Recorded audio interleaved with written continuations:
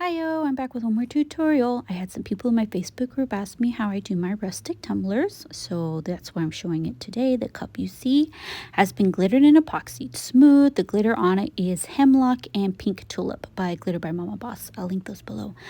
But I'm going to start with just some plain old school Elmer's white glue here in a paintbrush, and I'm going to be coating the cup until my paintbrush moves over the cup in every single spot smoothly. My paintbrush doesn't get caught in any dry areas, and if there's any places where my paintbrush gets stuck, I guess, on the cup, I'm going to put more glue in that area. But I want a coat of Elmer's glue on this cup until my paintbrush goes over it really smooth and doesn't get stuck in any places.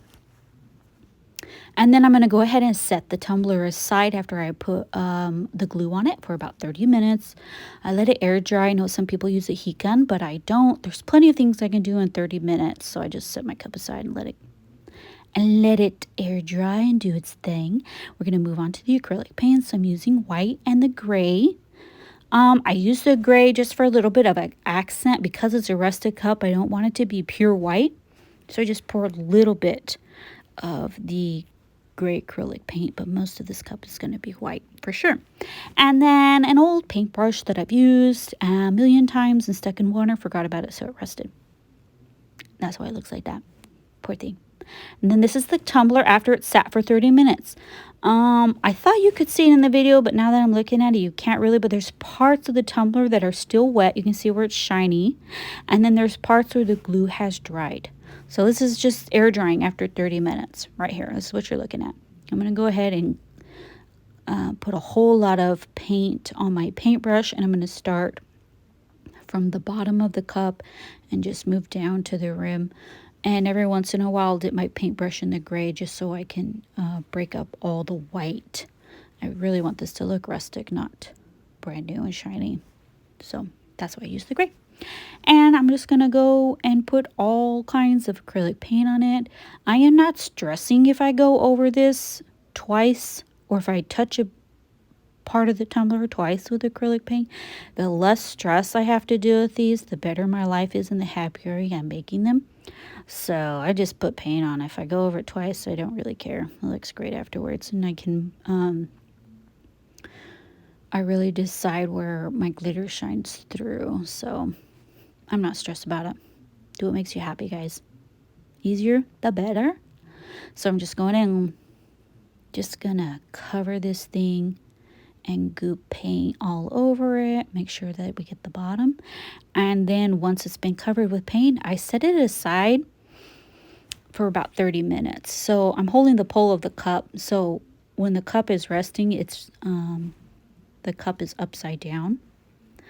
So I have an example here of what it looks like when the acrylic paint and the glue start to pull away and it creates like these gaps in the paint. I do not touch this with an a heat gun. I just let it sit. So see there at the bottom of the cup where the paint and the glue has pulled away? That's after 30 minutes. Just air drying. I just let it air dry. I let it do its thing. And that's it after 3 hours. So I'll let it dry completely. And this is probably after 12 hours I've let it dry just to be safe. And like I said, I have plenty of things to do in between these things. So I just let the cup sit. And then I'll go in with my X-Acto knife and my tweezers. And I'll pull away any part I don't like. And this is pretty easy because the glue makes this easy. So I'm just pulling away any parts I don't like. I first did this cup and without pulling any of the paint away, my heart just broke because I covered up so much glitter. And I love Pinkaboos. They make a statement. They're gorgeous cups, but covering up any glitter breaks my little black heart and I really can't handle it. So I saw the cup the first time. I'm like, heck no, not enough glitter is showing. I'm gonna fix that. So this is what I do. And I just take my tweezers and I pull off some pieces. You'll see some pieces will just pull off because of the glue. And then I go back through and I kind of scrape it because I don't want clean lines where you can tell I pulled it. I really want the edges to be jagged. and really rustic looking. So that's what I'm doing with the tweezers. I pull some paint away in spots where I feel like not enough glitter is showing, and then I'll just scrape the edges until they look really jagged and it looks rustic.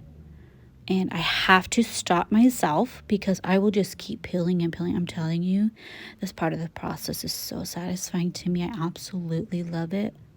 I have to stop myself. I have to mentally tell myself, okay, that's enough. I think we get the point. There's glitter underneath here. Don't forget the bottom of your cup. You still want glitter to show on the bottom of your cup. I do. Show some of that beauty off. Look at it. It's gorgeous. Okay, and then after I'm done peeling and I've made myself stop, I'll put 1 coat of epoxy on top. So that's the cup with 1 coat of epoxy. Now what I printed to do this cup is succulents and pink flowers.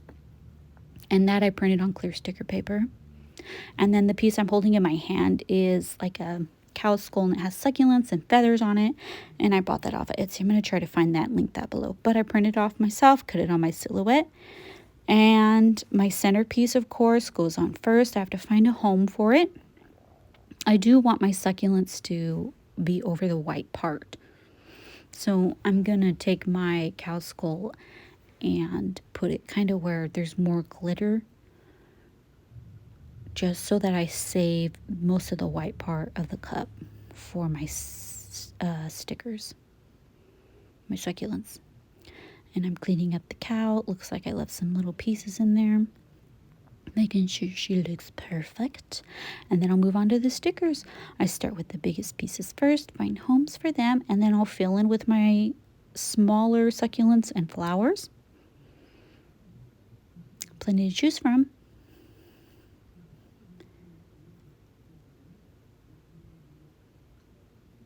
She's looking good.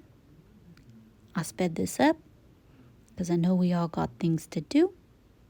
And of course I'm going to put one on the bottom and keep rolling it, making sure I put enough on this cup. That's always me.